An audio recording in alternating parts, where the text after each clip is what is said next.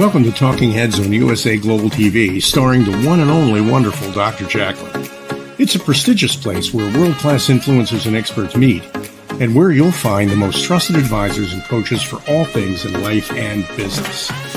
Visit usaglobaltv.com to sign up for our newsletter, get the value you need, and be first in line to learn about events and giveaways and other valuable content. Connect with us.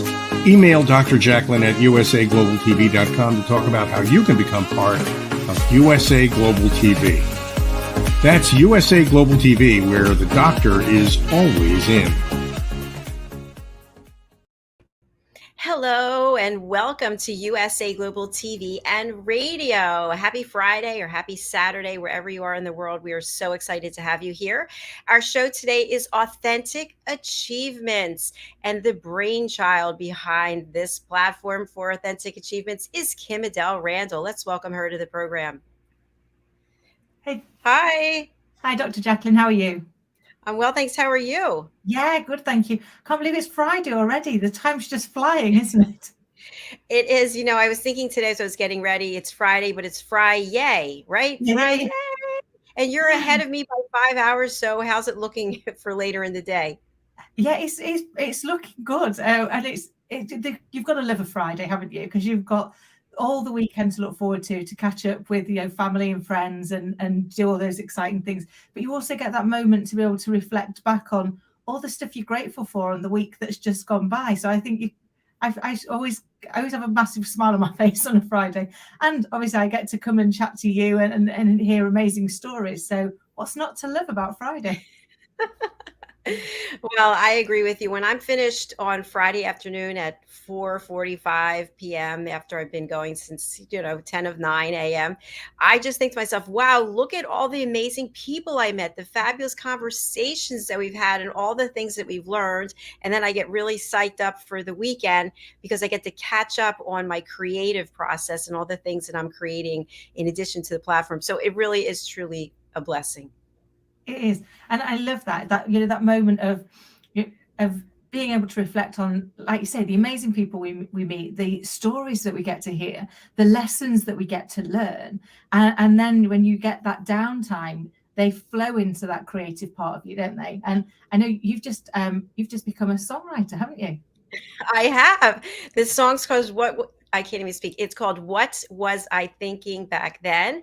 And I've written it with Madeline Chan, and we are performing it together. So we're both rehearsing it, and then a producer will bring it together because she's also over in the UK. So it's been so much fun. And it's also been kind of cathartic because looking back on my past before I started this platform, and what was I thinking?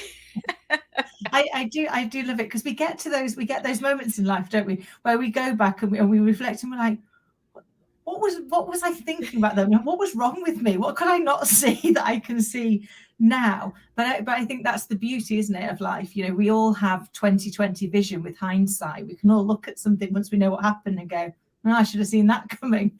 But at the time, you can't. You're in it, aren't you? And you can only do the best with what's available to you at the time. So I love as well that you're just embracing what it is that you want out of life and going forward and finding your authentic achievement, which aligns so beautifully to the show.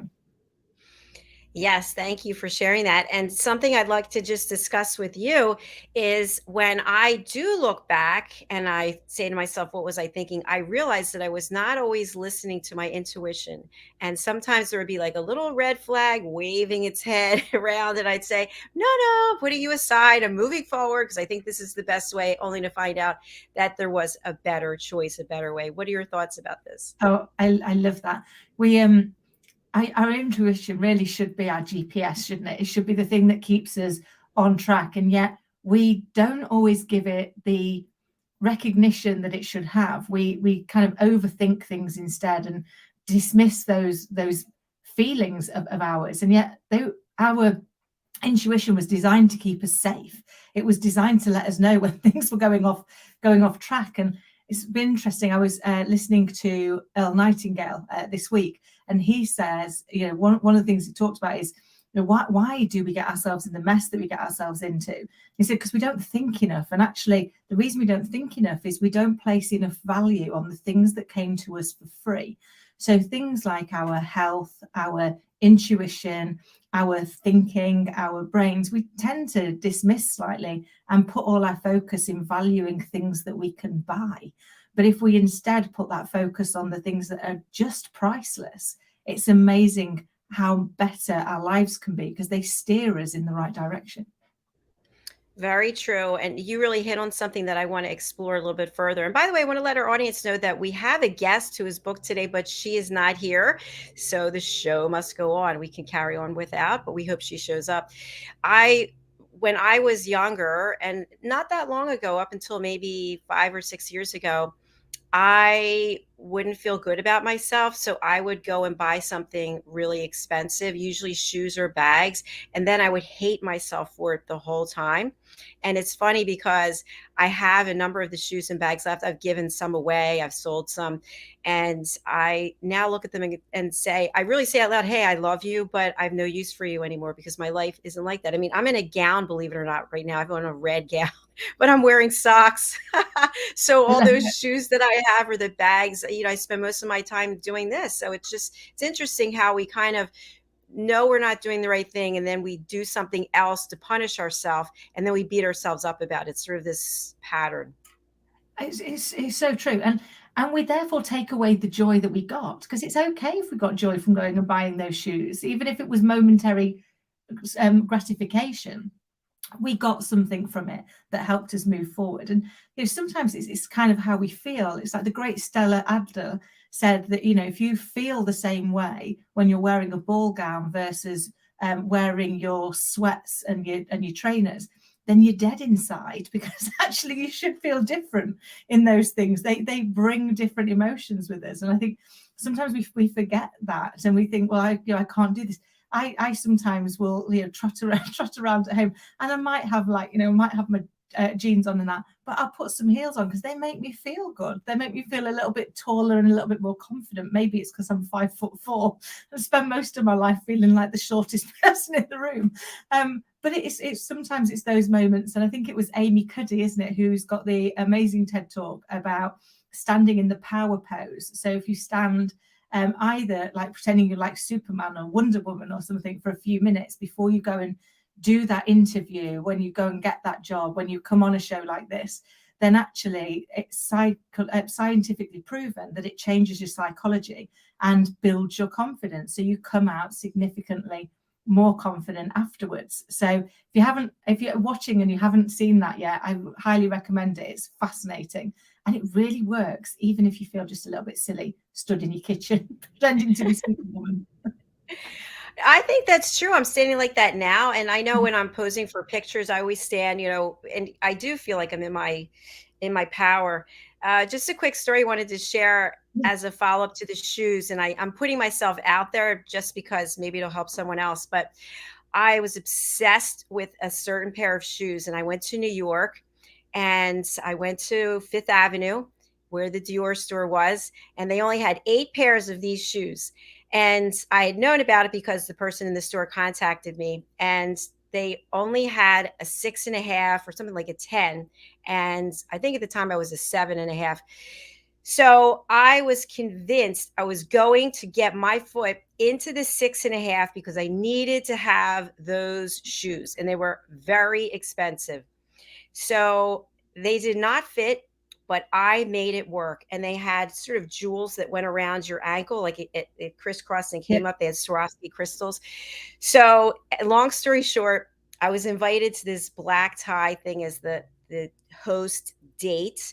And we were out dancing on the floor, and there were all these high society people there. And all of a sudden my shoes break and the crystals go flying across the ballroom floor. Oh, no. And I am not kidding you, I got on my hands and knees and crawled around picking up the crystals because the shoes were so expensive. And I ended up selling them on eBay for $500, just to give you an idea how much money they were. And I said to myself years later, you have a problem. That is the most ridiculous thing.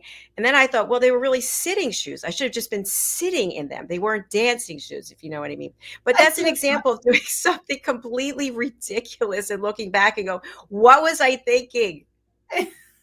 I love that. And I have a similar shoe obsession to yours. And I remember the first time I bought a relatively expensive pair, albeit not really expensive.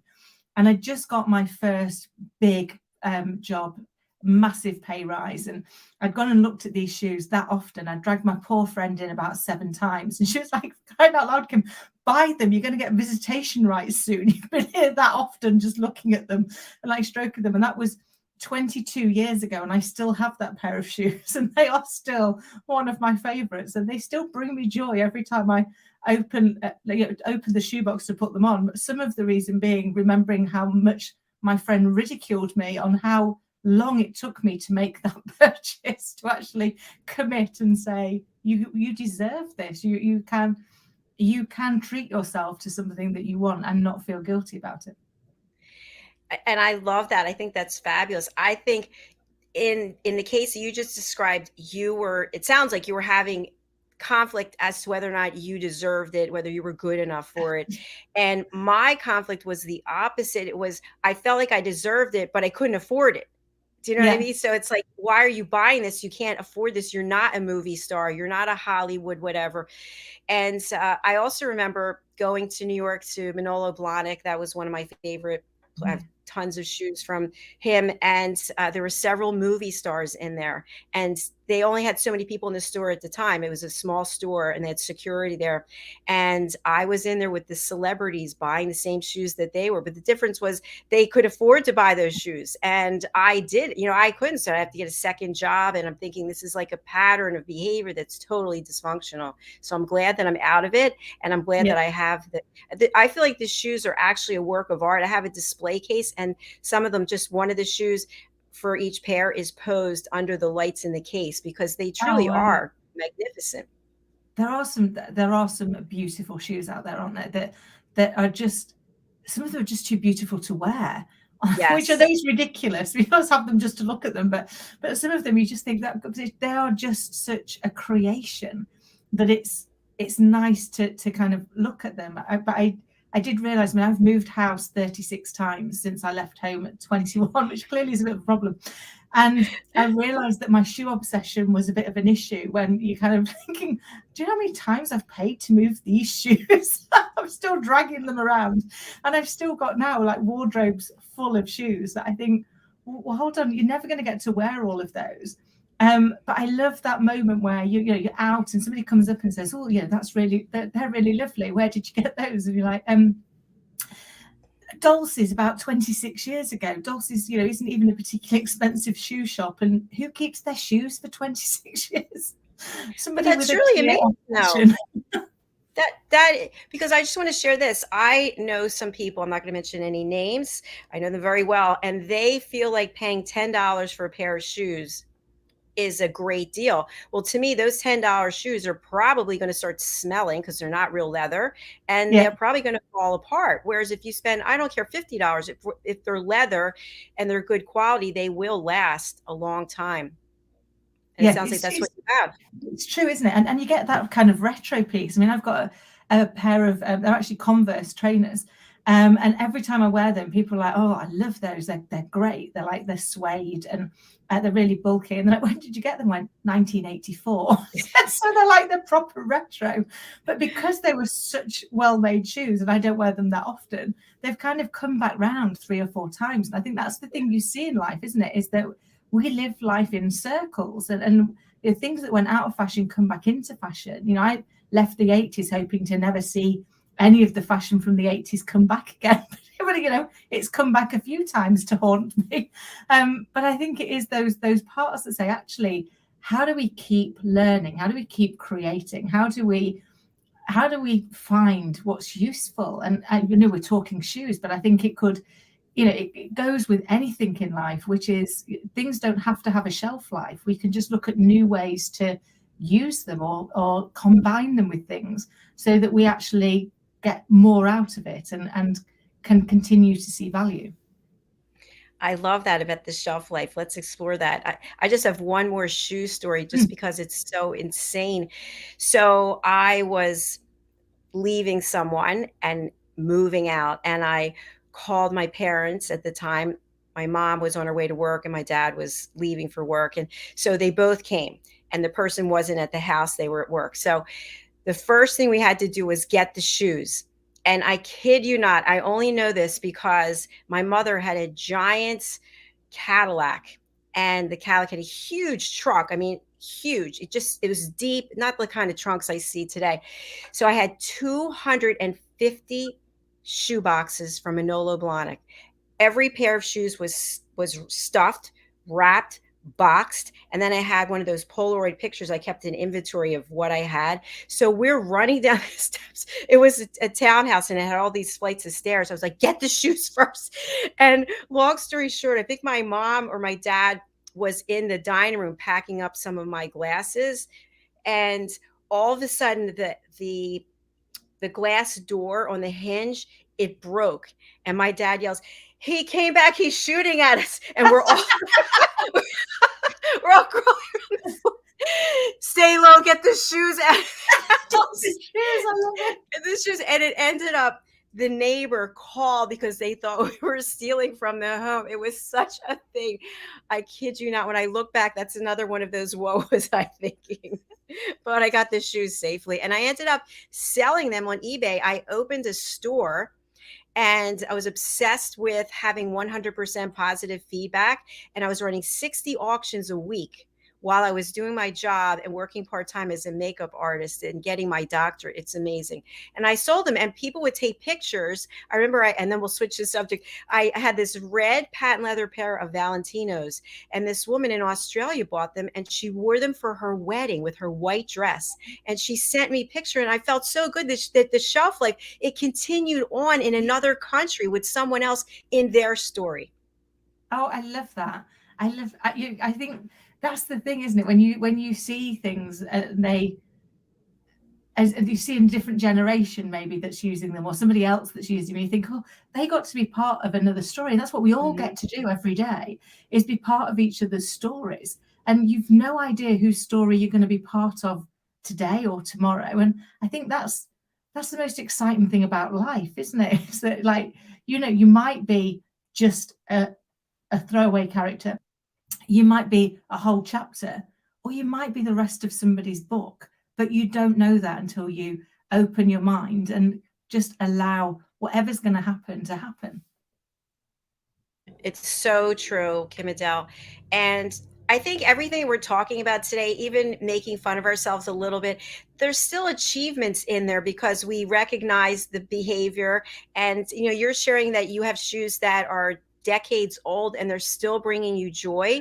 And I kind of feel like there are parts of us that are dated maybe, or they're changing with time, but they still bring value.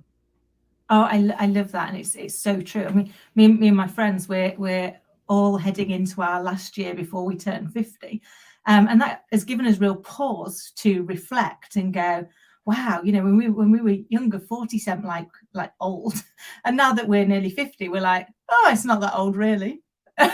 Maybe it's not, but it allows you to go back and give thoughts to, like, what are the things I've learned, what are the lessons that I've taken. I know I often ask people on the show, what do you know now that you wish you'd known then? And on reflection, we couldn't have known that without having gone through life, without having moved forward. And I think, in every day I'm grateful, because who knew I'd get this far? Who knew I'd get to be this age and still be going?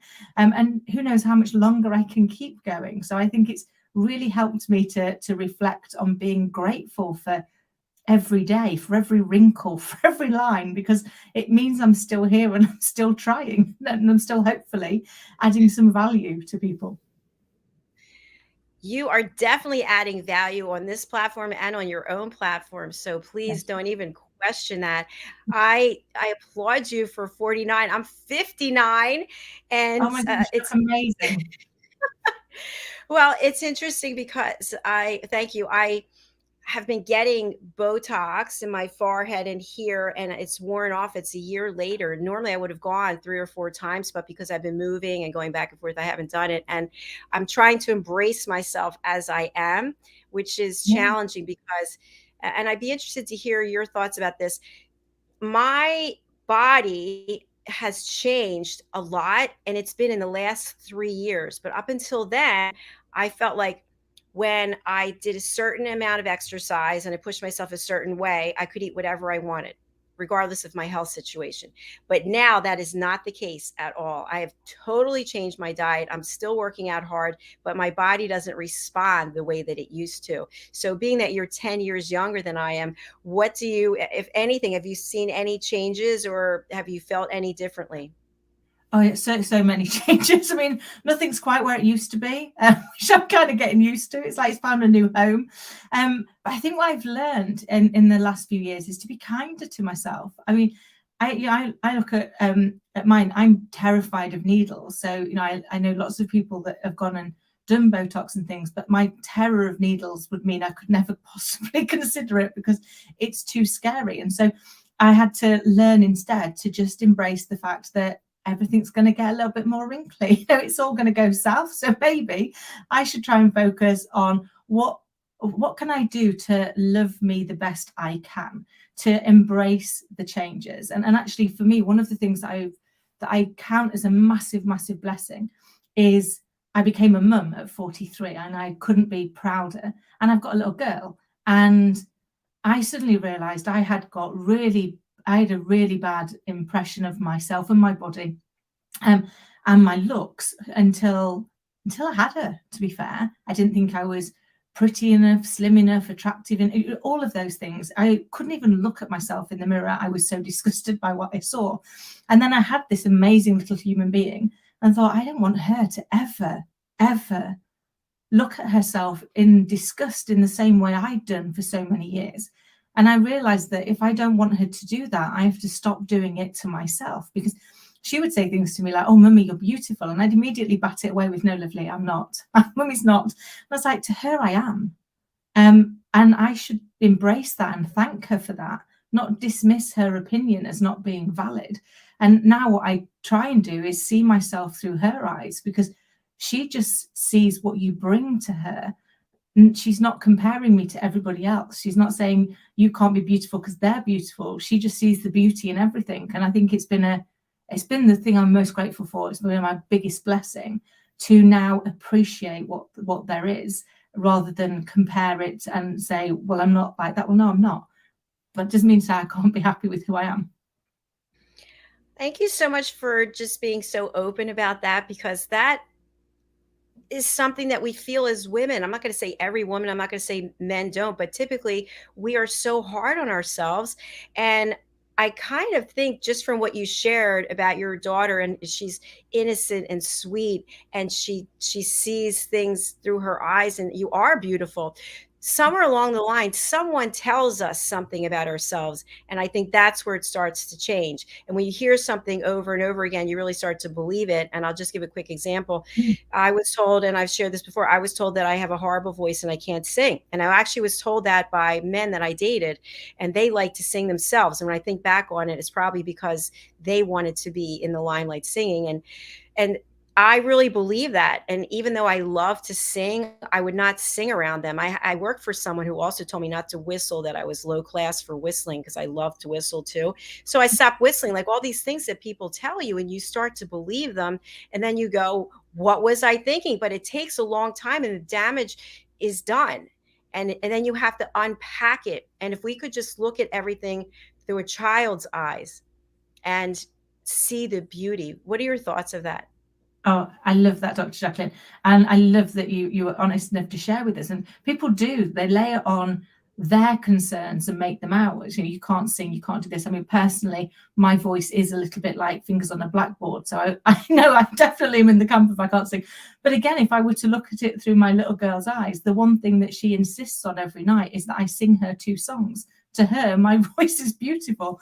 To anybody else that happens to be in the house at the time I'm singing it, I provide earplugs and a glass of wine. It's like, you don't need to deal with this on your own. I'm so sorry. It's take me 2 minutes and she'll be happy.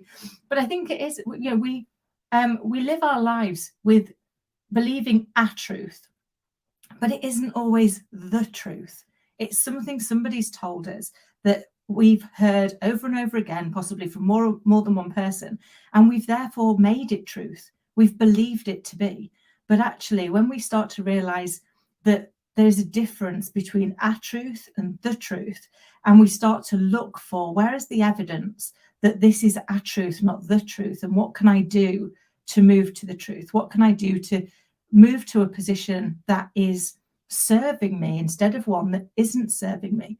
Because as I say to my little girl every day, she'd come along, she's like, oh, mummy, I'm not very good at spelling. I was like, well, you're 5, you know, give yourself a break. But I don't say that to her. Instead, I'll be like, sweetheart, you're learning. It's not that you're not good at it, it's that you're learning. And today you were better than you were yesterday, and tomorrow you'll be better again. And mummy is getting better at all of these things, even at my age, because we learn every day. So don't say you can't do something. Don't say you're not good at it. Change that label in your head to I'm trying to, I'm learning this, I'm learning that. Because then it's not about whether you're good or you're bad at it. It's about the fact that you're learning, you're getting better. And the key to success is not to practice until you can get it right. It's to practice until you can never get it wrong. And that's why you can never stop learning, because there's always something new. There's always a new opportunity. But that's probably been one of the most, I said earlier at the start of the chat, I ask people, what do you know now that you wish you'd known then? And that's the thing I wish that I'd known then, was to change I'm not good at this, I'm not good at that, to I'm learning this, because it totally changes how you show up in the world, and it totally changes how kind you are to yourself. It really does. Actually, I felt myself getting a big sigh of relief when I heard you say, I'm learning this. I was like, whew, that's right. I'm learning, you're learning, we're all learning. And I think to go back in time from when I was growing up, and again, I'm 10 years older, we saw these visual images of what was perfect, and we were told what we were supposed to do. You're supposed to get married, you're supposed to have children. And I never followed that process. I got married when I was 30, but I got divorced when I was 36. But I think to compensate, I threw myself into my work, and I typically worked in a man's world where the standards were probably a little different. The perception was different. And I always felt like I wasn't good enough because men were telling me I wasn't good enough. And I was looking at the television and seeing these role models. Oh, look at her, look at this. I don't look like that. And so I love what you just shared about the authenticity that you have with your daughter. That's so real, that you're debunking any of these things that I was told when I was growing up, and letting her know that don't judge yourself. Don't put these high, unachievable standards that you have to strive for all the time. I think it's so important. I wish more parents were doing what you're doing. Oh, bless you. Thank you. I guess I had to unpick so much of myself and how harshly I had behaved towards myself for so many years. And I don't know if I've shared on this platform before, but when my little girl was 9 months old, I had a life-threatening illness, and I didn't think I was going to make it. And I remember going up to write the letter to tell her all the stuff I'd spent 43 years waiting to be a mum, and I was so excited to be a mum. And then I thought, I'm not going to be here to tell her all the stuff I wish that I'd known, all of the advice I wished to give her, all of that piece to say, you're so much stronger than you realize that you are. And I didn't know where to start the letter, so I went into a room, as you do, and watched her cuddling a teddy, dreaming about a day.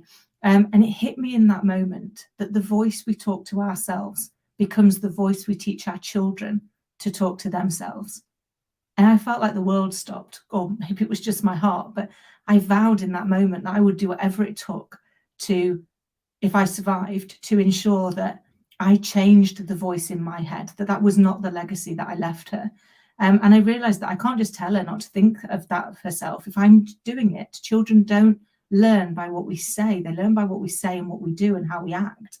So it had to become who I was. So I've spent the last 5 years doing lots of counseling, coaching, learning about myself, understanding the statements that weren't serving me, and then learning how to change those so that I didn't keep repeating the mistakes, didn't keep turning up and having the same things go wrong in my life. But more importantly, that I didn't create that in my little girl, that I am doing, as we all do as parents, doing the best I can to ensure that actually she understands that she's a miracle, and she doesn't become her own worst enemy.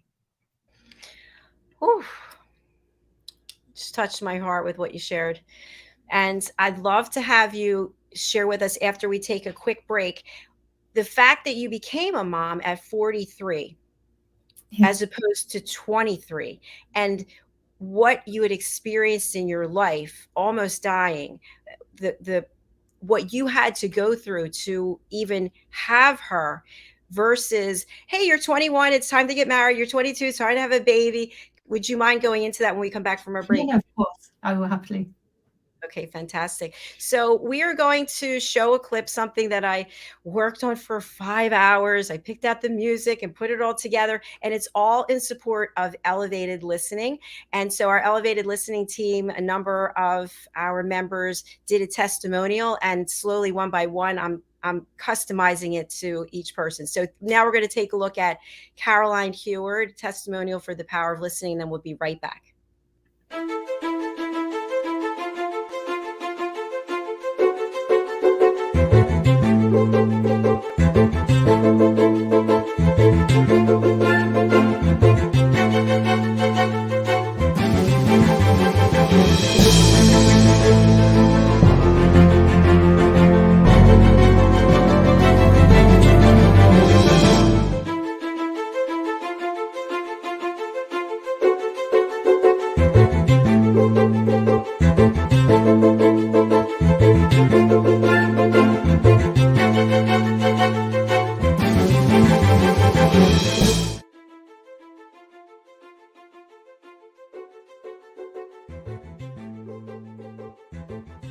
Hello, my name is Jacalyn Kerbeck. I'm known professionally as Dr. Jacalyn. I am the founder and president of USA Global TV and Radio, and I also am known as the listening mentor. I teach people to listen at an elevated level. The power of listening is an opportunity for people to watch role plays. When we watch these role plays, many times we can see ourselves in the role play. I teach people how to set boundaries as an elevated listener. And when we're listening at an elevated level, we're listening without judging the other person.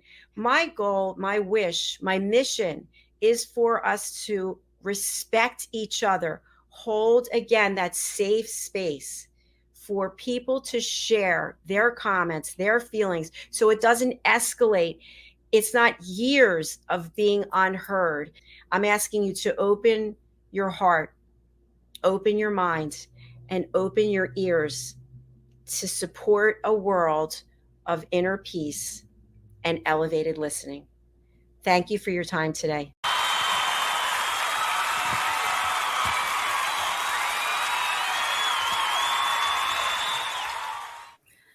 Hello, I'm Caroline Heward, known as the Harley Street Stress Expert.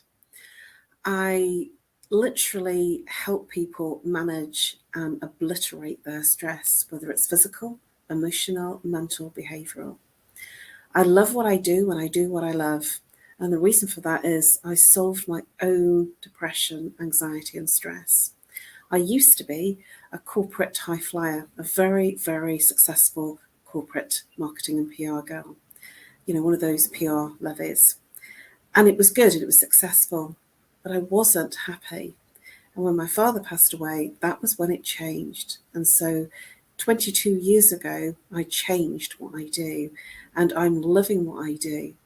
I am one of life's long learners. I've always been a student of life, and I train in everything that I do. I'm not one of those people that think that I've qualified and I've got everything. I'm always constantly learning. So part of my role is to help people manage their stress. So I have to listen actively, really conscientiously, and hear everything they're saying, both verbally and non-verbally, and emotionally, and in the tonality. So I'm very acute in terms of my listening skills. And I felt that there was something that I could learn more of. And I'm always open to look and listen and find out more.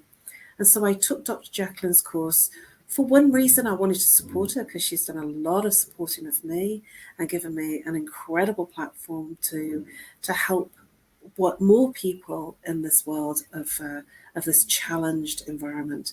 And so, from my perspective, that was key. And then the second reason I took the course was because I felt maybe there's something more I can learn. And boy, did I learn something more. There was all sorts of interesting nuances, especially when we did the role plays, of what I didn't perhaps see previously. And even now, when I'm just doing everyday things like sort of being in a call or speaking to my mum or doing my shopping, I'm so more aware now than I perhaps ever was.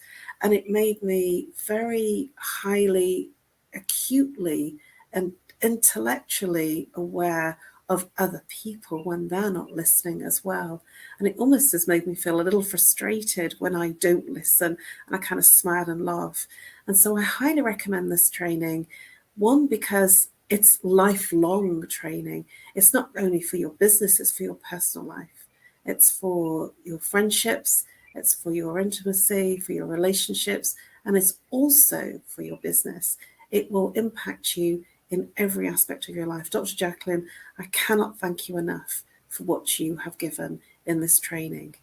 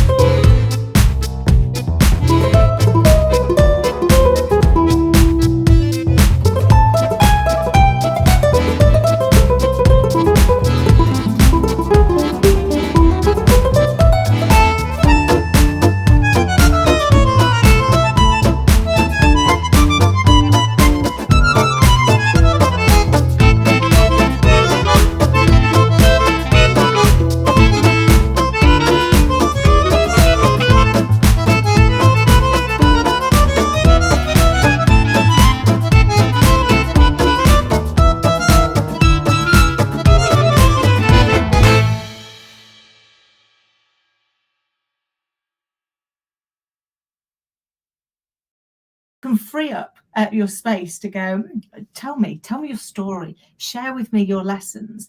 I'm going to end up richer as a result of it. Whereas if I just share my lessons, I already know them, so I don't learn anything. So I think for me, it's those parts, and the people that I've seen, and there are many of them that aren't corporate levelers, unfortunately, but those ones really stand out, where they are making a difference. They're creating a space for the people that they interact with, where they listen to understand, they respect, and they appreciate them. That they allow it to be okay to disagree, because you disagree, you don't disrespect, and the disagreement is more around saying, "Tell me about that." And can we suspend judgment and swap it for curiosity? Instead of going, well, I've got a different view, and actually what we're going to have in this conversation now is I'm going to get louder and underline my point, and then you're going to do the same, and we're going to fall out. To instead go, well, that's interesting. I've not considered it like that before. Could you tell me more? Let me understand. Let me see if I can see how you're viewing it, instead of being so wedded to my view of the world that I'm not willing to change. And I guess they're the people that have had the most impact in my corporate life. They've made me aspire to be like them. Thank you so much for sharing that. I was curious. Caroline mentioned in the video she was a corporate lovely, and I thought, oh, I don't know what that is. So now I do. And by the way, we have a comment from, I think, a new viewer. My awesome biz coach, listening is key. Yes, it is. Thank you for watching and commenting. We'd certainly appreciate that. So before the break, I teed up the idea of continuing this authentic dialogue. You became a mom at 43 and you almost died. And that's pretty significant. And we think about, and I mentioned I'm 10 years older than you. Growing up, it's like, oh, you're supposed to get married, you're supposed to have kids. So what do you think was the value or the key life lessons in those 20 years, maybe that you waited or you just, whatever the situation was before you became a mom? What can you share with us on that? Yeah, so I think life has an amazing way of throwing you a plot twist. I often joke with friends that if I were to ever write my memoirs, it would be 3 divorces, a stalker, and an evil inner critic, because sadly those are true. So I did get married at 21, as was the thing to do. And unfortunately it didn't work out, and we tried for children and didn't have them. And then I got married again at 31, and again we tried really hard, but we weren't blessed with children. And then that marriage unfortunately also came to an end. And then when I was in my early 40s, I met who became my third husband, and I got pregnant. And I was over the moon. I was so overjoyed, because I'd spent so many years trying and assumed that just wasn't what I was put on the earth to do. And unfortunately, I lost that one, and I was bereft. And I was so mean to myself. I used to walk around not feeling like I deserved any sympathy from anybody. And I remember telling myself, 12-year-olds can do this, Kim. 12-year-olds can have babies, and you couldn't. You couldn't keep that baby safe. I have such sympathy and empathy now for who I was then and how cruel I was to myself at that time. But then the light at the end of the tunnel is, having thought I could have no children, I got pregnant. And even though I lost it, the doctors were able to say, you got pregnant once, you can probably get pregnant again. And so I did. And I had my little girl, and she's definitely my North Star. But life doesn't always stop from wanting to give you the next lesson. I as I said, when Scarlett was 9 months old, I had what was my second potentially life-threatening illness. And then my third marriage broke up, and it rolled forward a year, and I was still desperately trying to be a good mum and run a big corporate job and do all of the other things. And I ended up in intensive care with double lung pneumonia, and realized life was telling me something needed to change. I needed to do something different. But it wasn't until I then went through having to deal with a stalker, having to go through the courts when I got out of hospital, that I realized that actually I can joke 3 divorces and a stalker, but there's a constant in there, which is me. So what was I doing? How was I being? How was I showing up that allowed these things to happen? And that, on top of the lessons I'd already learned from the earlier one when Scarlett was 9 months old, and the time in intensive care, really made me realize that I have to go inward. The world isn't doing it to me, I'm doing it to myself. So I need to understand what it is I'm doing, and how do I change that dialogue and change. It's one of the things that I'm doing my TEDx talk on, which is, change the label and you change the outcome. When you stop labeling things a certain way, things change, things will happen in a different way. And I guess that's what's driven me to do what I'm doing now, which is, if sharing my embarrassing life of failures, of the divorces, of the illnesses, of the miscarriage, helps just one person to overcome whatever challenge they're facing right now, then it's worth admitting that, you know what, just like everybody else, I'm perfectly imperfect.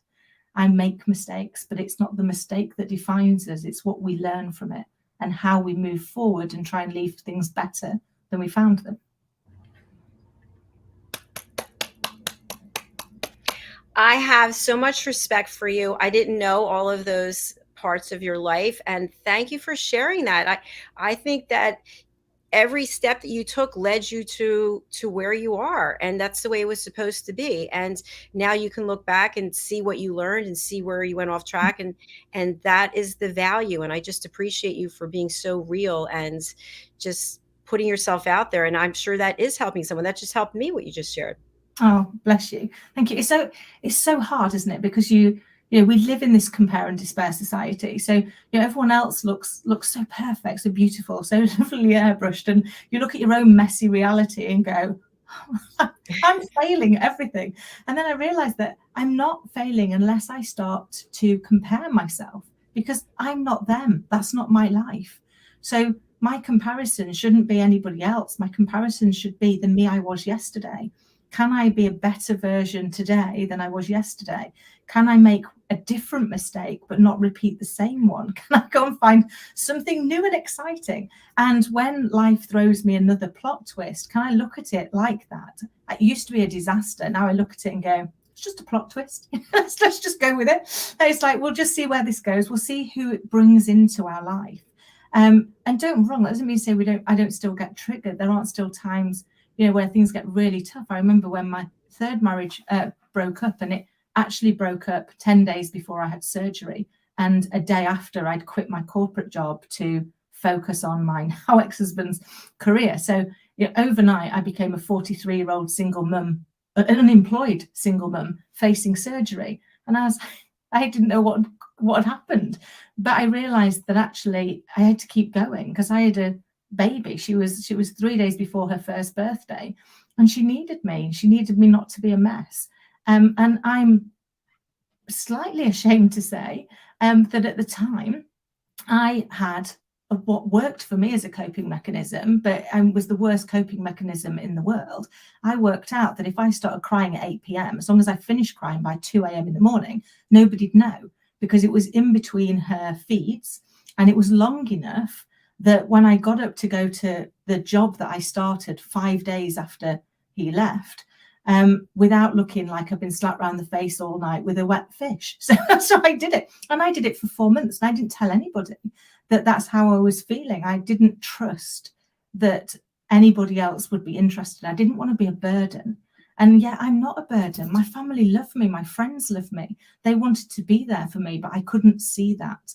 And I think, my reason for sharing it is, if you're feeling like that, if you're feeling like you're in it on your own, that no one's interested, I promise they're interested. I promise they just want to help. Human nature says we want to leave things better than we found them. So take the risk, open up, share the vulnerability, because in doing so, you make it yourself stronger, and you're not in it on your own. Oh my goodness, KIM-ADELE, everything that you're sharing today, it's just touching my heart. I know it is to other people as well. Follow-up question I have for you is, when you were there, what you just described, 43, unemployed, husband left, facing surgery, mother, at some point when a person is confronted with so many things at the same time, there's a line, which way am I going to go? And you took a certain approach that you were going to cry between this time and this time because you had so much pain and you didn't want anyone else to see it. Sometimes people go down a different path, and the path is, I don't want to be here anymore. I don't want to step up to this. What do you think it was? Was it the strictly because you had your daughter? Because sometimes people are parents as well, and they're just like, you know what, she's better off, he's better off without me. I'm just going to end it. What do you think it was that kept you going forward? So mine was definitely my little girl, and I get that depth of despair. I get that depth of, in my most melodramatic moment, I remember laying on the floor of the kitchen, like racking sobs. I couldn't breathe. And I actually started to think I didn't know how to breathe. I was that lost. I didn't know how to breathe. And clearly I knew how to breathe. I'm still here. I'm still breathing. But in that moment, that's how lost I felt. And then she cried. And I remember going, because she'd woken up, and I went upstairs to her. And so I'm going to get emotional, so forgive me. But she saw me crying, and she leant out and she went to wipe away my tears. And I remember thinking, I never want her to feel that sad. And I realised how sad she'd be if I wasn't there. So she absolutely saved me. Sorry, forgive me. But she was my saviour. Oh, I'm crying now too. Sorry, Well, it's not entertaining for people, is it? Everybody sob all over you, so I apologise. no, But but life sometimes gets us, doesn't it? Life sometimes needs us all to be vulnerable. and what if I can just ask you to take us just another step into your process. When you think back now, what are some of the feelings that are coming up when you see yourself lying on the floor and her coming to you and wiping away your tears? Today, what are you thinking when you look back on that? So I guess today I feel such empathy for both of us. At the time I didn't. I had no empathy or sympathy for me. It was all my fault. Everything was my fault. I was in the world of I'm not good enough. I'm always alone. I don't deserve any of these things. And now I look back with empathy for that woman. And I know that woman was me. So I'm not completely schizophrenic and have moved the two apart. But I couldn't see me for who I was. I couldn't show any sympathy. And I also am so proud that this little soul that I've been blessed with, that I've been given the privilege to look after, to hold until she's able to grow into whoever she's supposed to be in the world, that I was blessed with her, that compassion, that kindness, and that pure love. And we have that love for other people. But I guess what she's taught me, and in return I'm trying to teach her, is we have to also have that level of love for ourselves. We have to be able to say, do you know, if I made a mistake, it doesn't, and I say this to her all the time when she gets things wrong, it's like, look, you've made a mistake. It doesn't make you a bad person. It doesn't make you an unkind human being. It might have been an unkind choice. It might have been a not great decision, but it doesn't make you a bad person. So recognize that you are a good person. You come from what's in your heart, and your heart is full of love and full of joy and full of care and wanting to leave things better. You make mistakes, just admit them, learn from them, and be kind to yourself. Go forward and do something different. Make a new mistake, but don't make the same mistake. And if we can learn to be kind to ourselves on those things, and we can learn to look at them as just that, we are human beings. We will make mistakes. That's kind of how we're designed. And they don't define us. What defines us is what we do about it. When we take the mistake and we say, I'm really sorry, it wasn't my intention, it was my impact, but let me see how I can now move forward and do something different, do something better. And don't get me wrong, there were moments. I mean, I literally started this job. It was the week after, it was the Friday, I vividly remember it, Friday after my husband had left, just before I started was going in for my surgery. And I sat in this interview, which was supposed to be for delivering some coaching. And they sat there and they said, we're not going to go with the coaching, Kim. And I remember thinking, please don't cry, just don't cry. With everything else that's going on, just don't cry. And he said, but what we are going to do is ask if you'll come in and run the company for 3 months. And I was like, yeah, okay. I'm going to do it. I've never done this before, but yeah, okay. I need a job. I need focus. I need to be able to do something. He said, it's going to start next Wednesday. And I was like, that's fine. I've just got one challenge. The following week on the Tuesday, I'm delivering training for another company. So I'm already delivering training on the Tuesday and the Wednesday.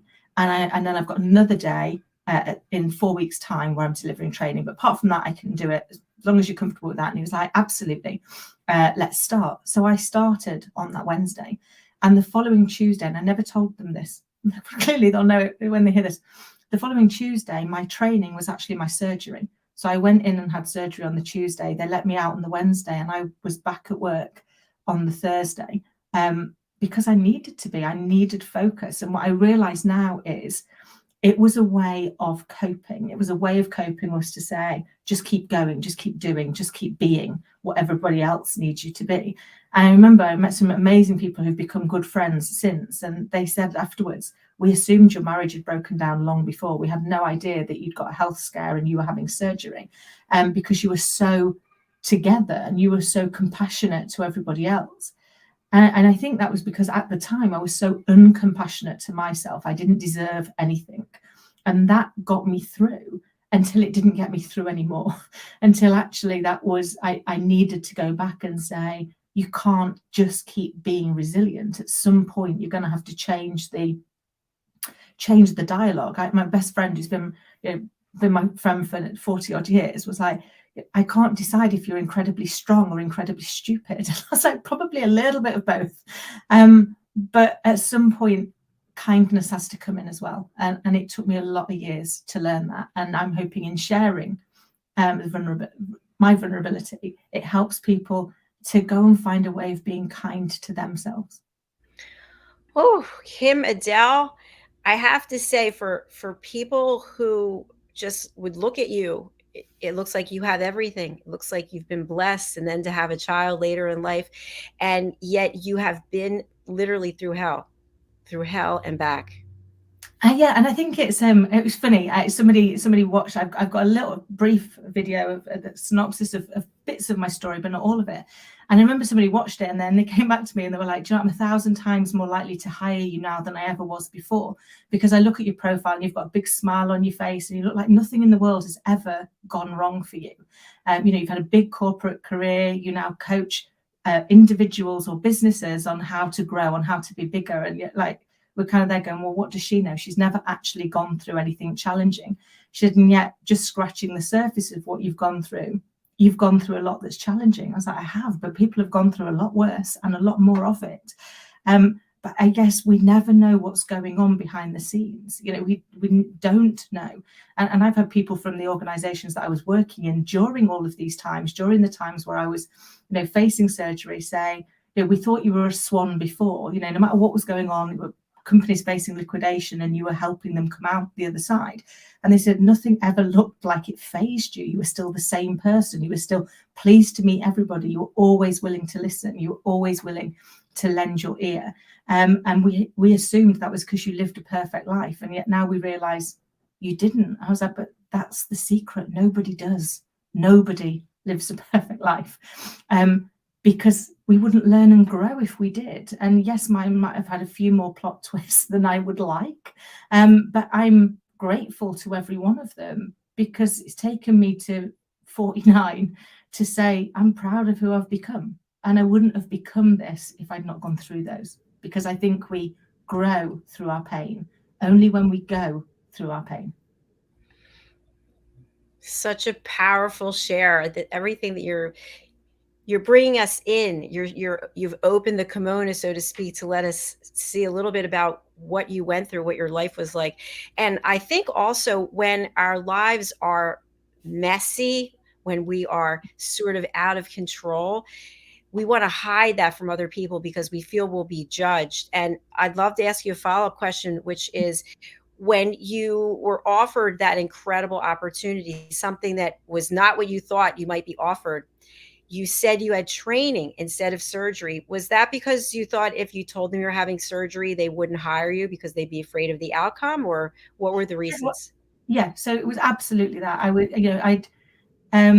I was worried that if I said to them, I've got surgery next week, then their concern would be, well, hold on, you're having surgery. It was relatively, any surgery is relatively major. You're going through a general anaesthetic. They bring with them, all kinds of risks and challenges, that they'd go, well, what if she goes through the surgery and she's ill, or she can't come back after 2 days? Because who really would go back to work 2 days after surgery? Because I remember my surgeon saying, Kim, you can't do that. And I was like, no, you're fine. I've made some adjustments. Please talk to me about these adjustments, Kim. And I was like, well, you've said I can't lift anything. I can't carry anything for fear that they'll rip the stitches and cause untold damage. So I'm not going to attack. I've literally stripped my bag back to just a laptop, a phone, and a purse. And it was like, you think that's an adjustment? You've come out of surgery on Tuesday night in Manchester, and on Thursday morning you're going to get on a train from York to London and work for the day. And I was like, yes. And at the time, now I like laughing back to the start of the story, Dr. Jacalyn, when we were first having these conversations, like, what was I thinking? Now you kind of look at it and go, what were you thinking? So you literally had just come out of major surgery. But I guess, that had been something that has been a constant of mine. When I had my little girl, we had 36-hour natural labor, and she wasn't coming out. So they said, you're going to have an emergency C-section. And I was like, okay, fine. There's no other way to get her out. Let's do that.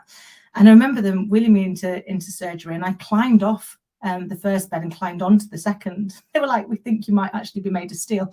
And then they gave me the first piece of drugs. So I'd had nothing, no gas, no air, nothing at this point. They gave me my epidural and wheeled me in to have the C-section. And I had it, and the greatest joy in my life is I actually got to see her being born. Because although they've put the screen up, there was a stainless steel light above me so you could see. And I saw her be born. But then, after that, they carried her off, and I remember them saying she's losing too much blood. And then they carried my husband off. And then it was like being in an episode of Casualty, which, sorry, is probably like ER for it to translate to our audiences outside of the UK. And you realise that you were in it. But they let me out of hospital 2 days later, and on the third day I had to go back in. And I remember walking in, swinging my little girl. She was on one of the car seat carriers. I was holding that, and because they told me I got to come back. And as I walked in, the midwife went, aren't you the emergency C-section? And I was like, yeah. And she went, what are you doing out of bed? You're not supposed to be walking yet. And I was like, you told me to come in. And she went, are you literally made of steel? She said, I don't understand how you're standing. You're supposed to be breathing. I said, I'm not being funny, but I've got a husband, a 5-year-old stepdaughter, 2 dogs and a baby. I haven't got time to breathe, lovely. It's like I've just got to get on and do. And it's only now when I look back at my life that I realise that in those moments where everything felt overwhelming, my safe space was control. My safe space was just to keep going, to just ignore what my instincts might have been telling me and say, no, keep going, you're fine, you've got this, you're fine, you've got this. And then before you realize it, you look back and realize how far you've come. But you can't always feel that in the moment. Something I'm taking away from your incredible share there is that mentally you are made of steel. And I think there's something to be said about that. We decide what we can and cannot do, but typically we are capable of doing so much more, but we tell ourselves we're not able to do it. So I think mentally your mind was saying to your body, hey, listen, I got this. I'm in control right now. This is what's going to happen. And you are so much about helping other people that you weren't thinking about yourself because you have these other ones, these other responsibilities, people you love and care about. So I don't know, when you look back on it, would you have done anything differently? To be honest, no, because I think I needed to learn all the lessons. Don't get me wrong. Were there some things that if I had them again, would I do them differently? Yes. But would I go back and change them? No, because I wouldn't have learned. I wouldn't have learned that actually I could never understand when they used to say, you have to put the life mask on yourself first. And I was like, don't be so ridiculous. I would put it on the people I love because I want them to be there. And it's only having gone through what I've gone through that I realized if I don't put on my own life mask, then actually I'm not here to help them. I'm not here to move them to the next step, to allow them to do the next part. So you have to do that piece. And I didn't get that. Maybe I'm a slow learner, but I didn't get it.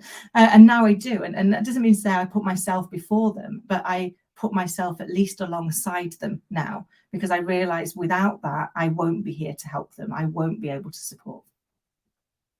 Yes. And I think also, just to add on to that, I think when there is chaos and you're with more than yourself, there are other people, we tend to panic or have this anxiety overwhelm us. And if we don't take care of ourselves first and say, okay, this is a crazy situation, but I'm going to get through it, then we can go and help someone else. But otherwise we start succumbing to the chaos as well. And then no one's going to come out of it in a good way, typically.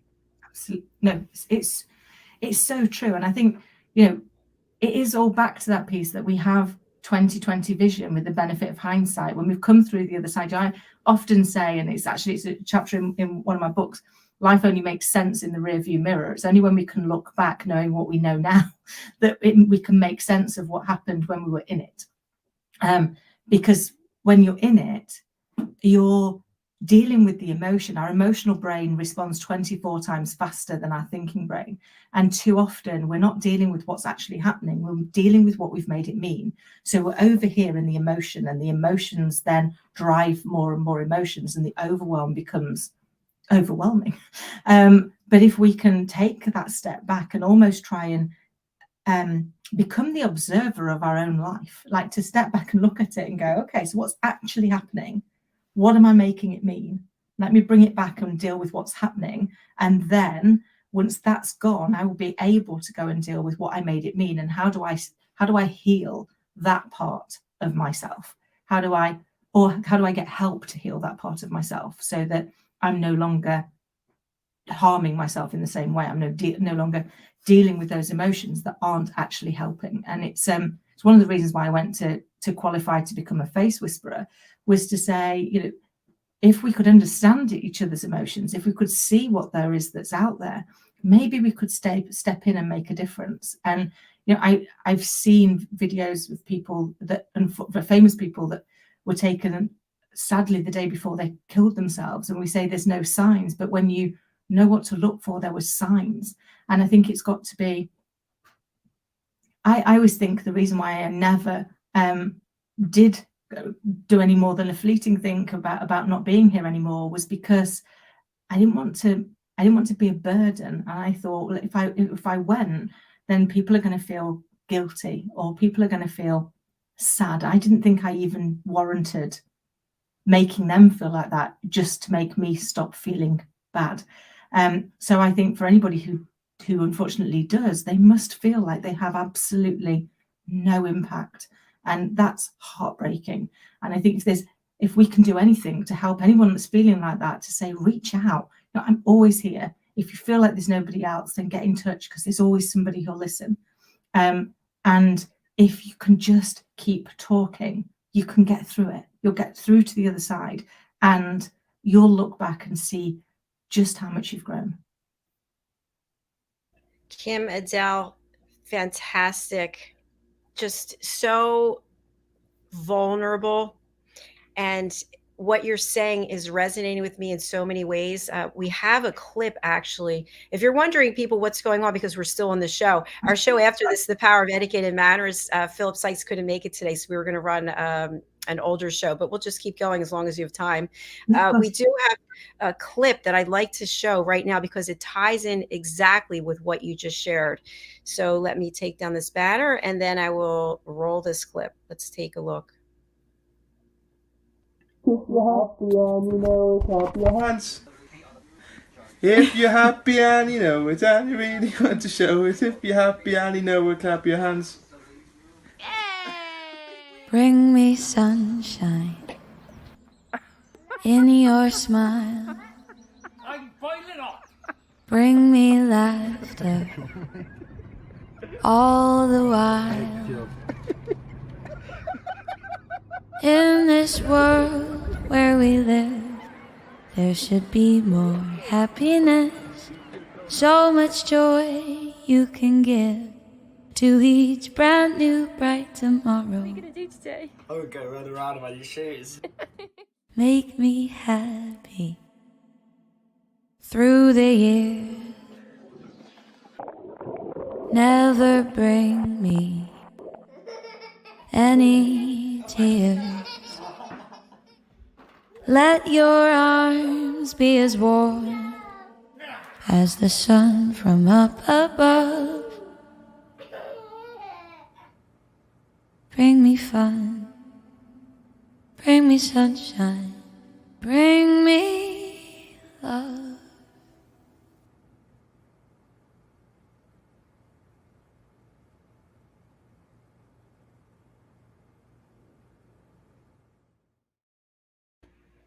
Oh, wow. Just touches your heart, doesn't it? I feel for anybody who's lost somebody like that. And I feel for anybody who feels like that, because it's heartbreaking when you're there. But if you can just trust that if you're vulnerable, someone will catch you. And maybe we can save somebody else from going through that. Yes, it's just so timely that you said that, and then we got this clip from Helena Shard and Ian Palm Turner. I think also something else that I just want for people to think about is when you do help someone, it feels really good. Yeah. So the point is, people are available, interested, willing, want to help, and it does something for them too. So you're actually creating this opportunity to take what you have inside, share it with someone else who then also gets to feel important, valued, to help you. Yeah, it's true, because when you when you focus on somebody else, and maybe that's what I did. Another part of my coping mechanism was to focus on other people and what they were going through, and go, well, I can't deal with mine. I don't understand it. I don't know how to fix it. But if I can help them with theirs, then maybe I'm a big believer in karma. Is that if I can help them with theirs, then maybe that means the universe will help me with mine. So I can keep moving forward, because I'm going to leave them better than they found them. I'm going to show them that there is a path. I'm going to hold their hand while they get to the other side. And although I didn't realize it at the time, in doing so, they were holding my hand and getting me to the other side. So when we help others, we help ourselves, because we learn that we add value, we can do something, we've got a purpose. And I think that's the thing we cling to, isn't it? If we've got a purpose, if there's a point to us, even if it's only, and I say it's only, it can be one of the most valuable gifts, even if it's only to listen to somebody. And listening is an act of love.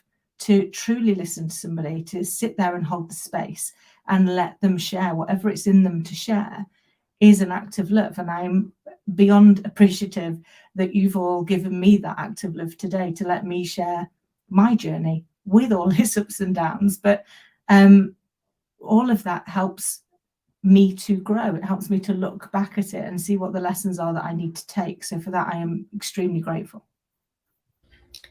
I'm extremely grateful that we connected and that we're doing this show together, and and I'm sorry for our guest, Dr. Heather Tucker, wasn't able to make it, but maybe this is why we were supposed to have this conversation that's really true and authentic. And what you shared today, how are you feeling? Do you feel any lighter?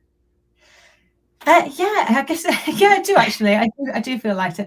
I think it's funny. I spent a lot of my corporate life terrified that people would find out that I was an ex-hairdresser, and go, oh look, we put the ex-hairdresser on the board. How awkward.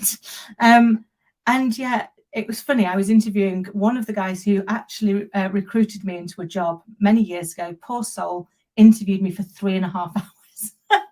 And I remember laughing with him and saying, bless you, there must have been nothing about me that you didn't know by the end of it. And he said, you've often shared that you thought people might go, what if we put the hairdresser on the board? He said, and I'll tell you, that was one of our questions. He said, but I remember at the point we were going to appoint you, and everybody was blown away by you and what you could do. He said, we found ourselves catching ourselves for a moment and going, are we really about to put the hairdresser on the board? He said, so it was a consideration for a nanosecond, and it wasn't, and then it was absolutely, yes, we are. So my biggest fear had been, what if people found out? Well, they knew. They'd seen the CV, it wasn't hidden. So I'd kind of created that. And I think, I look at kind of sharing today, there's a large part of saying, well, we're in a world where we're supposed to look successful, and we're supposed to look like nothing ever bothers us, and that, we live this blessed life that, we wake up in the morning and it's all sunshine and roses, and that we drift through life with no problems. And heaven forbid anybody finds out that we're fallible and we're vulnerable, and that things have gone wrong, and things continue to go wrong sometimes, because we don't want them to know that we aren't perfect. But we aren't perfect. And actually, once you share that, once you put that vulnerability out there, then you do become lighter. Because if I tell you that I've been vulnerable, you can't really use it against me. What are you going to do? Tell everybody I'm vulnerable? I've told you I'm vulnerable. I've shared with you what I'm vulnerable about. So it's already there. It can no longer be used as a weapon against me, because I've already shared it. So you automatically become a bit freer of it. You automatically are able to decouple yourself slightly from the emotion of it, because you're learning from it, you're growing from it. And the more you retell it, the more you learn from it. So it's been something I've never wanted to share for a lot of years, because I didn't want people to realize that my life was quite so messy. You know, I would view it as a you know, kind of car crash of disasters. But now I look back at it and go, you're missing all the good points. You only looked at the things that went wrong. You didn't look at all the things that went right. And I realized that I was like, we live in a world of polarity. I think we've shared this before. For every up, there's a down. I looked at my life from the messy reality of what happened, from knowing the 3 potentially life-threatening illnesses, the 3 divorces, a stalker, a miscarriage, 2 severe car accidents, and a hurricane, just for a laugh. You know, I looked at that and went, you're a bit of a Jonah, Kim. You know, you probably shouldn't be around people too much. But other people looked at it from what they could see, from what was available to them. So, you know, the successful career, the becoming a writer, the hosting shows like this, the going on and being a speaker. And both sides of those are true, but they're both sides of the same thing. And once we realize that there's 2 sides to everything, and in fact, I think the old adage is there's 3 sides to every story, your version, my version, and the truth, which is usually somewhere in between. And that's true of my life. You know, I viewed it purely from the unhappy path. Other people viewed it purely from the happy path. But the reality is, the truth is, the path was the bit in between, where the happy and the unhappy just keep overlocking, and that's how we grow and move, I think. Exactly. And when I hear you sharing your journey, I just think to myself, wow, this is one strong lady. I don't think, oh, no, I think to myself, this is what happened, and this is how you showed up, and this is how you're showing up today. And other people are not able to show up like this. So I think you should give yourself a nice little pat on the back and a big hug. I really do. And I'm glad that you feel lighter. That really means a lot. Yeah, and I genuinely appreciate all of you giving me the space to be able to share, because it takes a lot to share, but it takes a lot to listen. It probably takes a lot more to listen than it does to share. So for that, I'm truly grateful. I love that we do this show without any scripts. There's no scripts on this platform at all, because I tell everyone, how can you be listening if you're following a script? You're going to miss the gems. And Kim, you just gave us a whole jewelry store full of gems today. So thank you. Bless you. Thank you. I just have a quick share that is sort of in alignment with what you shared, but maybe a different outcome. I have ulcerative colitis. I'm not going to go through the whole thing because people have heard it before, but in my corporate role that I retired from, I traveled a lot. I got paid extremely well. I stayed at the best resorts because I sold meetings and events. And long story short, I was really sick, and it got to the point where I was wearing diapers. It got to the point where I'd be sitting in a meeting. I'd be like, oh my God, I have to run from the meeting.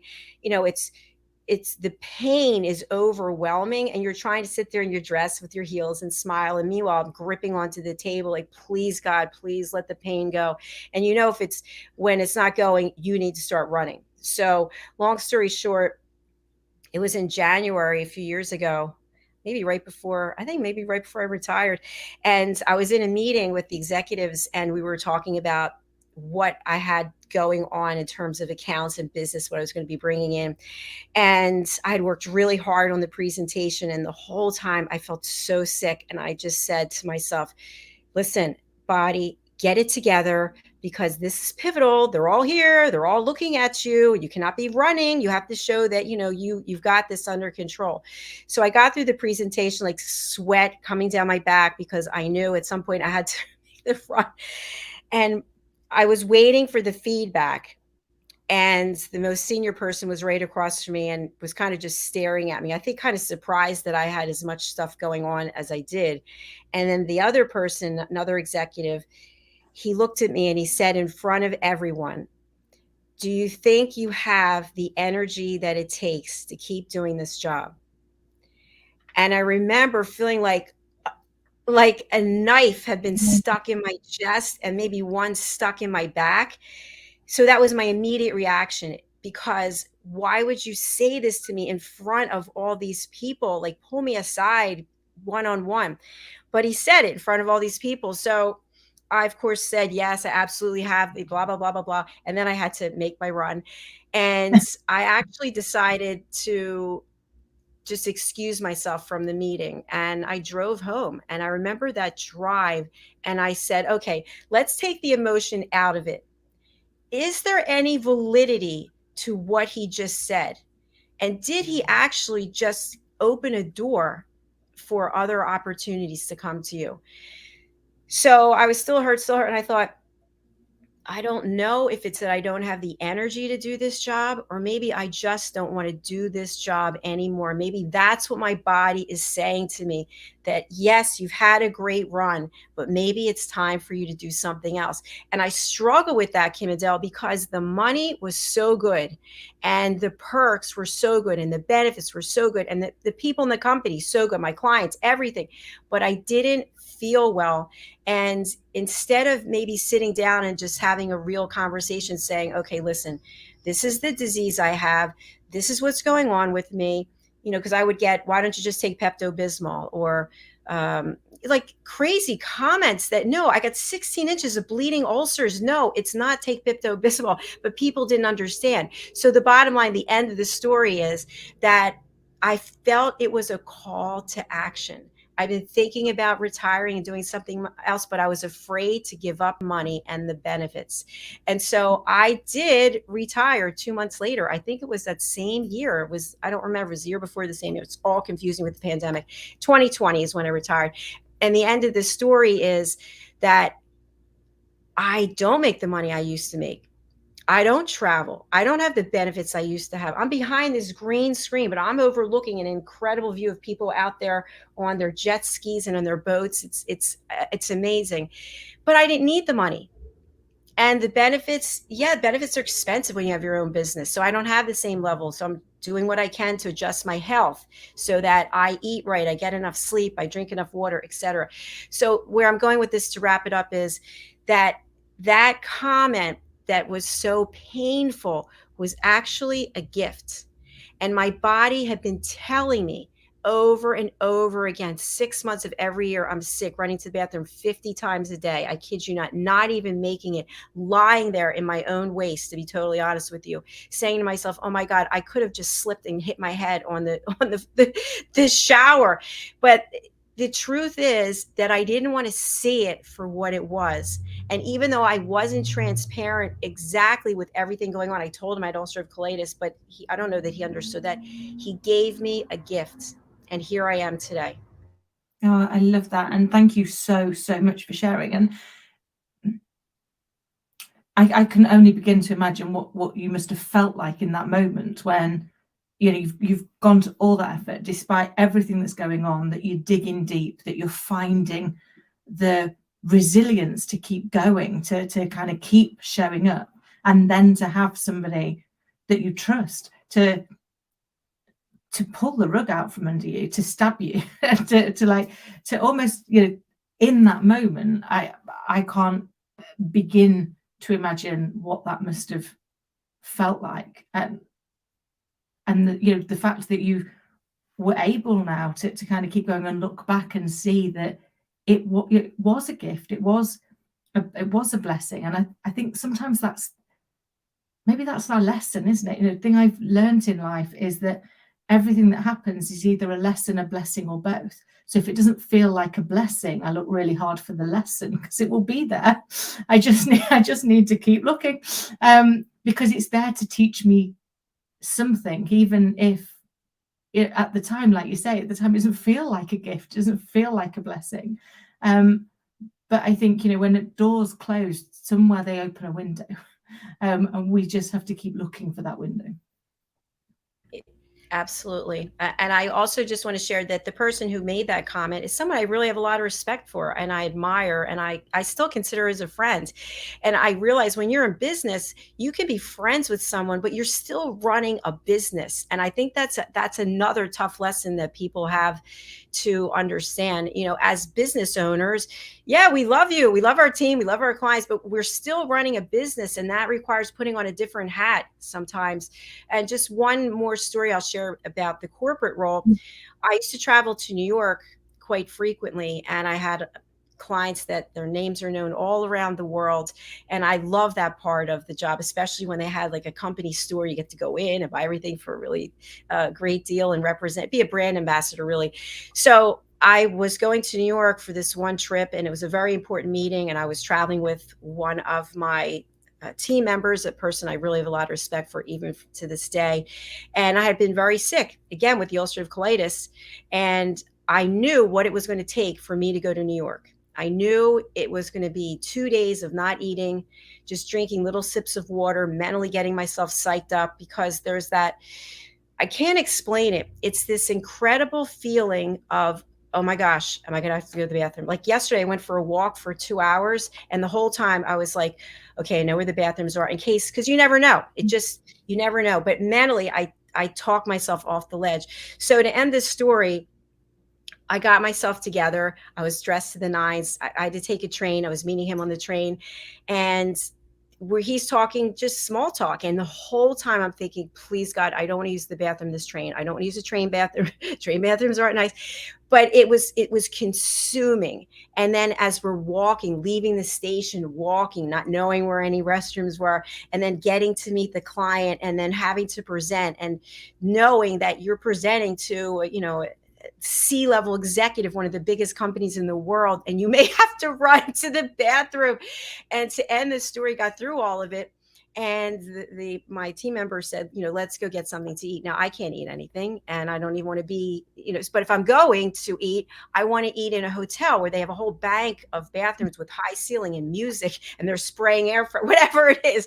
We end up going to this little restaurant with one bathroom with like the round knob that you turn, and people have to wait in line to get in. And he kept saying, why don't you order something to eat? And he's ordering like 3 courses. And I'm thinking, oh my gosh, I just want to get out of here and get on the train and get back to safety. And I had spoken to him again. I really respect this person. If he ever watches this, I have the utmost respect. But I tried explaining, I cannot eat. If I were to eat, my digestive system starts working. Once it starts working, it hits the 16 inches of bleeding ulcers and goes, wrong roadblock here. So I think he still didn't get it. And the bottom line is that's happened so many times in my life. And I bring it up because don't judge someone else. Don't take what someone's sharing with you and minimize it because you don't understand it. And we do this all the time.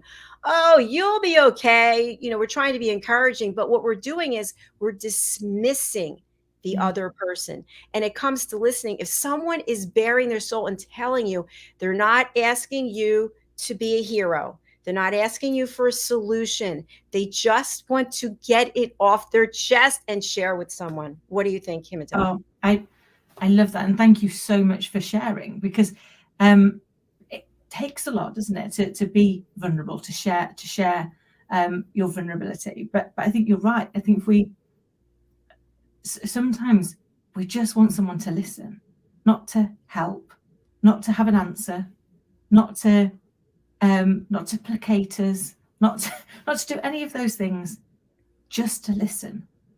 I think it's one of the most powerful gifts in the world, if you can just listen and suspend judgment for curiosity. Instead of thinking, oh, they want me to fix this, just be curious, ask more questions, understand a little bit more, be interested, be genuinely interested, because that can go so much further than anything else that you could do. Is if they'd have been more curious with you, like, okay, so what could we do that's going to make this easier, that's going to make this more comfortable for you? I don't understand, I don't have it, so help me understand, how can I create the right environment that you're going to feel more comfortable? Could you tell me a little bit more about that? Then that might have empowered you to be able to say, well, instead of going to this restaurant, can we go across the road to that really big hotel? Because that's going to make me feel so much more comfortable. For those reasons, could we find a compromise that sits somewhere in between? But we sometimes don't really listen, or we're so afraid that we don't have the answer that we actually just want to get rid of the problem. It's like, if I placate you, if I let you know you're going to be fine, then the problem goes away, so I don't have to worry that I don't have the answer. Instead of just being curious and saying, I think it was Chris Voss in his book Never Split the Difference, that says if you start to share the problem, if you start to create both people being involved in it. I mean, obviously he's talking hostage negotiation, but he said, instead of saying I can't do this, or why would I do this, he'd say, oh, okay, I wonder, how would I be able to make that happen? Can you help me? What that does is you're not saying yes or no, you're not passing any judgment, but what you are doing is inviting the other person, in this case the hostage taker, to be part of the solution. All right, okay, well, hold on, I wonder how you could make that happen.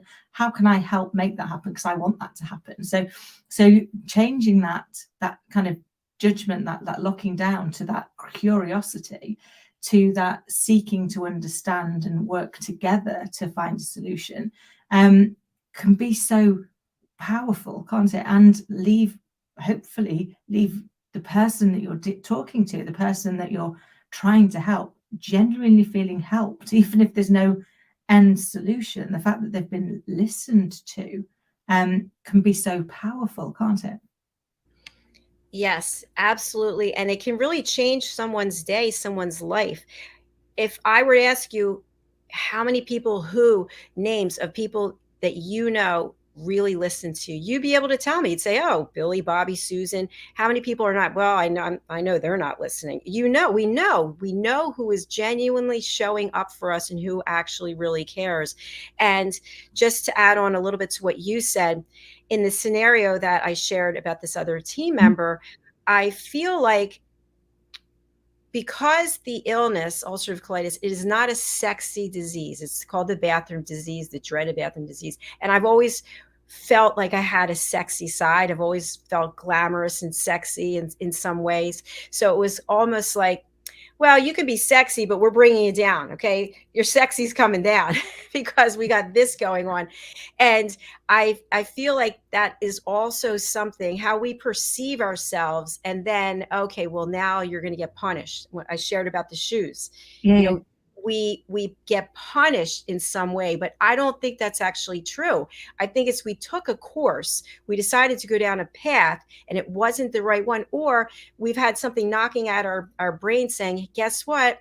Time to leave this corporate gig. Okay. You've been here a long time and there's something else. I know you're afraid. I know you don't want to look at it, but we get these messages. That's what I'm trying to say. The messages come to us. And when someone's sharing something with you, maybe you're part of that journey to help them get the message. So listen and be present. And I just want to close out what I'm saying on this piece with this, that I teach people we cannot always listen at an elevated level. It is not possible because we have life, we have things to do. But when you give someone that commitment, okay, Kim-ADELE, I'm here for you. I'm going to listen. That means I'm not going to look at my phone. I'm not going to be looking around, waving to people. No, I'm totally present for you. I've got 20 minutes for you, Kim-ADELE. How does that sound? And then if that doesn't work for you, then we figure something else out. But show up and be genuine when you make that commitment to listen to someone. And I'm going to give you the final words as we close out this, I think, very insightful show. I hope that people are enjoying it. And I love what you were saying, that maybe it's about the lesson, but maybe it's about, and I completely agree with that. I think maybe it is the lesson, but maybe the lesson isn't always, I think I'm sexy and it's giving me something that's going to dial down my sexy. Maybe it's a piece of saying, this doesn't define whether or not you're sexy or not. If you're sexy, if you feel sexy. So actually, is it potentially just challenging your perception of what that looks like, to say you could be on the wrong path, and when you are on the wrong path, it can be that, give you that moment of pause for you to be able to say, what do I want to do next? And you shared that so beautifully, Dr. Jacalyn, with that, when you look back, it was a gift that actually you chose to retire, and you're now doing the thing that you're passionate about, and leaving lives better than you found them, and sharing stories and inspiring people, and proactively listening. It's not just what you teach, it's what you do on shows like this and on all the other shows that you do. You create a space where we listen and we learn because we're listening. And I think that's your purpose. And I guess you had to go through those challenges to get you to be ready to step into your purpose. And as you so eloquently put, it's hard, isn't it? Taking that leap, giving up the safety, the security of the known, and taking the leap into the unknown is uncomfortable. And I wonder if sometimes our existing life has to become more uncomfortable to force us to make the leap. Yes, and I really appreciate what you said about the sexy. I'm looking at it in a different way now, so that was really helpful to me. And you shared that you've moved 36 times. I think I've moved 13 or 14 times. And I think when it comes to money, when it comes to things, we realize each and every time we move, I have so much stuff. What do I need with all this stuff? I don't, and then you have to find a place for this stuff. And it's so much pressure. I can see why people just say, you know what? I'm going over and living on an island. I'm making straw hats. I'm going to interview people on the beach. But as we move, each time we let go of things. And I think it's a realization, especially during this pandemic, as I mentioned, the life that I used to have, always dressed up, I would go out to dinner 4, 5, 6 nights every week. And I'm not judging, but I'm saying we change and we realize when it comes to the money part of it, staying in a job that maybe isn't for you anymore, pursuing in this career where signs are waving, flags are waving, hey, because we're so attached to the money. Do we really need that much money? I don't know. I love that. And you're right, we do let it go. I remember once, because you move, don't you? And well, I move a lot. And you try and unpack all the boxes. And I got a couple of boxes that I'd not unpacked. And we'd been there for 18 months and I'd not touched them. And I took them to charity. And I remember my friend saying to me, aren't you going to look in them? And I was like, no. If it was valuable to me, really valuable, if I needed it, I'd have taken it out by now. Because all the things that were important to me, like the photos of loved ones and the books that I lived to read, they were already out, they were displayed, they were up. I said, so clearly it's just things that I thought I needed, I thought I wanted, but if I really wanted them, I would have needed them by now. And just that letting it go without going in, digging in where I'd convinced myself I needed them really, because, I've not used it in 17 years, but you just never know, Kim, it might come in handy tomorrow. It had been the way that I'd lived before because I was just accumulating things and using that accumulation to be a form of success. It's like, oh, well, I'm successful because I accumulated all of this stuff.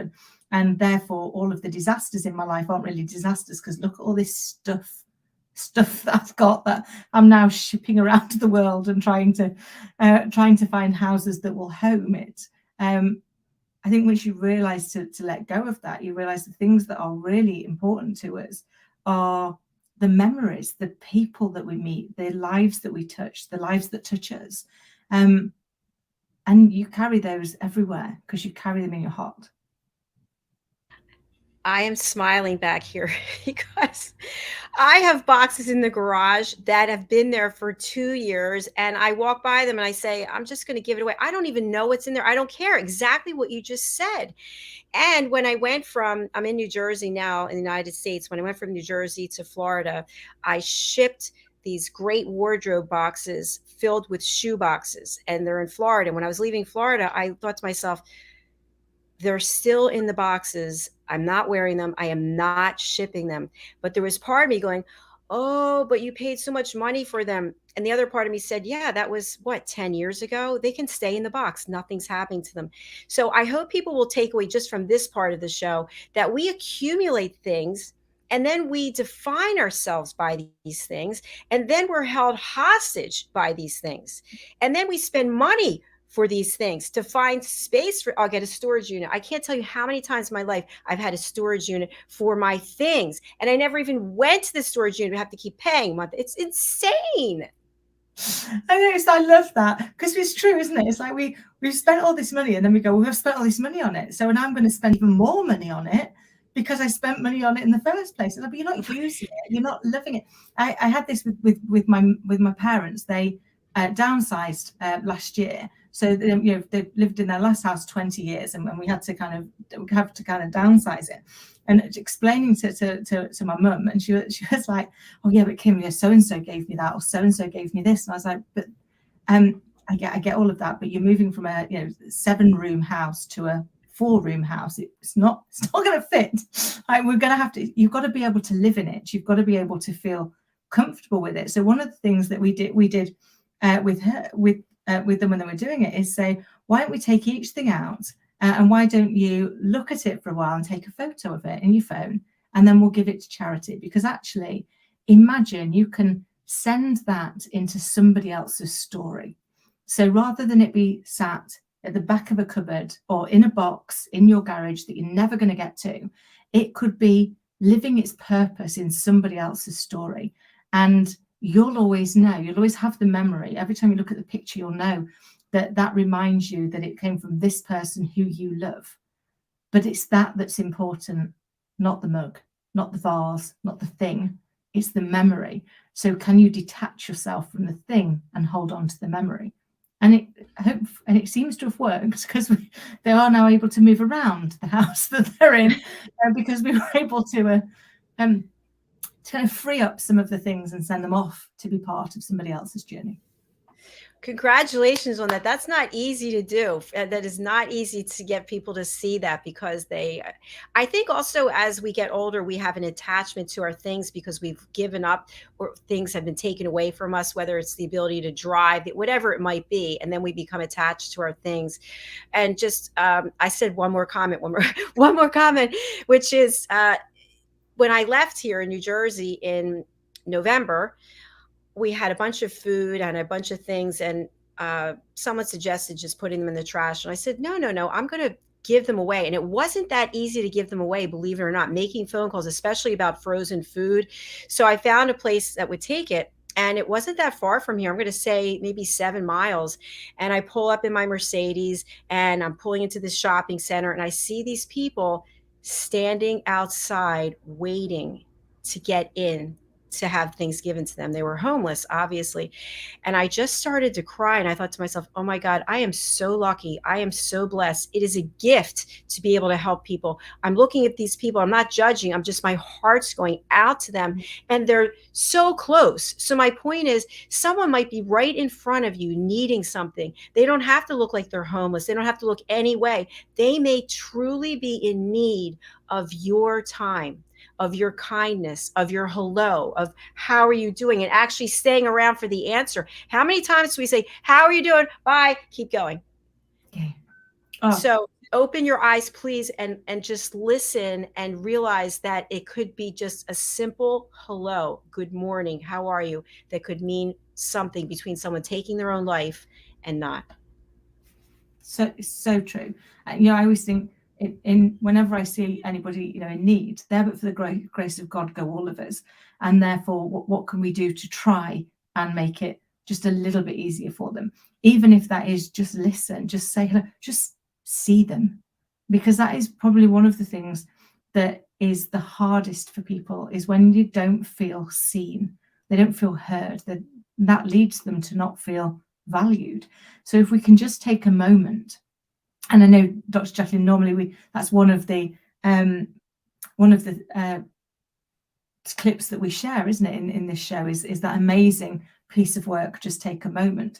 But I think it's true in life. If we can just take a moment and give somebody time, like you say, a simple hello, how are you doing, and wait for the answer. Or telling somebody, one of the things that we are really bad at is telling somebody something if we notice it and we compliment them. I am the crazy woman on the London tube. Everyone says you're not allowed to talk to anybody, who will say, oh, you look really beautiful today, or I love that dress, or that colour is amazing on you.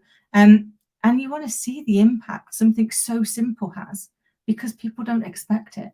They don't. It has to be genuine. You have to mean it, but they know if it's genuine. They can see if it's genuine. And one lady who I had lunch with today, actually, we met on a train that was delayed, and just took a moment to check in on each other. And that was 3.5 years ago. Now we've become really good friends and we meet regularly for lunch. So you just never know where that hello is going to take you. Thank you for sharing that. That is a great way for us to close out the show. Someone could be right next to you and fate brought you together for whatever reason, but you'll never know unless you extend yourself. And I know it's awkward sometimes because we extend ourselves and we're afraid of the rejection. But instead of making it about you, just make it about the other person and don't have an expectation. Maybe they'll say hello, maybe they won't. You did your part, and maybe later on they'll think, wow, I should have said hello back, or I missed an opportunity. We don't know. It's not for us to judge. Oh, I love that. Such great advice, as always. I've really enjoyed this, Kim-ADELE. This is fun. I feel like we're sitting around having a chat. I mean, who knew? I mean, you're in New Jersey, I'm in Grantham of all places. but I think that's the beauty of. There's been so many things that have been taken away from us as the pandemic. People and choices, our usual way of life, some of our hopes and dreams.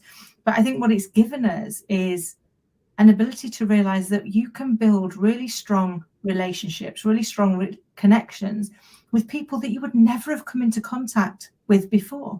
You know, we might never have bumped into each other in any other forum than on here. And, you know, the privilege of every week getting somebody new in, and, you know, unfortunately, our guest didn't join us today. So people have kindly let us have our chat. But I hope, you know, that inspires people to go, imagine who you might meet and what they might become to you if you just are curious, are passionately curious. Yes, and I'll just share this. I appreciate what you just shared. My mom said to me just yesterday, she said, are any of your friends coming down? We're on an island, so people come here for the summer. And I said, Mom, I have one friend, a person, real person, you know, I can hug or touch. I said, my friends are all in various parts of the world. I get to see them in my work, which is true because I am working all the time, but I have created friendships that are true friendships. And I am extremely grateful for that. So if you can't get out of your house, if you're unable to get out of your house, if you don't want to leave your house, you can correspond, become friends, make relationships with people via your device. Absolutely. And I am extremely grateful to be one of those friends. Yes, thank you. I've really sincerely enjoyed this. This is the highlight of my day. So thank you so much. And I want you to be able to share with people how they can get in touch with you and about your platform. Tell us about your platform and how they can be a guest there. Of course. Thank you. So my platform is Authentic Achievement. So you can find us at www.authenticachievements.com. You can get in touch with me direct at kim@kimadelerandall.com, or you can find me on most social media, either as Kim-ADELE Randall or Kim-ADELE 10. And I would love to hear your story. I'd love to find out what's most important to you. And if you could do magic, what would you do? Woo, I love it. Thank you so much. I hope you have a beautiful weekend. And you and I are chatting. Did we just put it down? Yes, we did. We did. Okay. Well, I'll see you on Sunday. So I'll really look forward to it.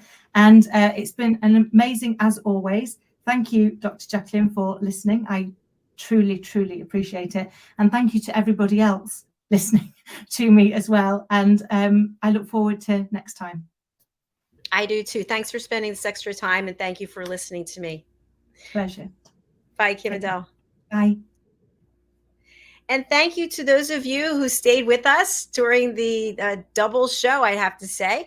We have a number of shows coming up. But before I get into that, I just want to ask you to extend yourself to someone every day. Just a simple kindness, a hello, maybe opening a door for someone, asking someone how they're doing, and really listening for the answer.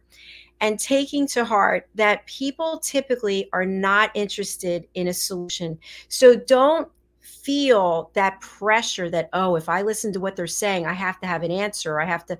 No, you don't have to have an answer. If someone wants an answer, even your loved ones, maybe they're coming home from work or maybe they had an experience and they want to share with you, that doesn't mean they're asking you to solve it for them. They just want you to listen. If they want a solution, they'll let you know, hey, can you help me figure this out? Or I'd really like your advice, or can you weigh in on this?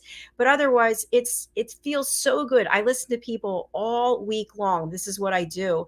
And I feel it is my calling and it is my gift. And I learn so much from it when people extend that courtesy to me, because I'm a human being. I have things that come up for me, of course.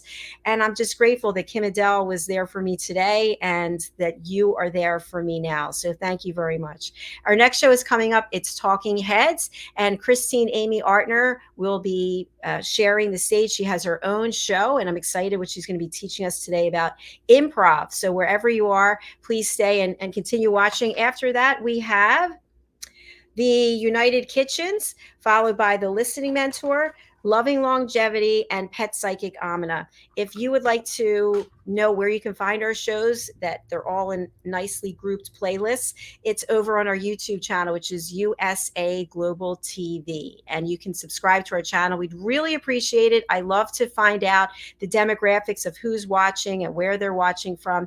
And it's interesting, over on YouTube, it's always in the 90 percentile of men are listening. So ladies, where are you? We need your support. Please go over to YouTube and subscribe to USA Global TV. It's men 45 to 54 in the United States and the UK. And I'm just wondering, where are all the ladies? We'd love to have you join us. All right, thank you again. I'm going to go over and meet Christine Amy Artner and produce the show for her. And then I'll be back for the rest of the shows the rest of the day. Bye for now.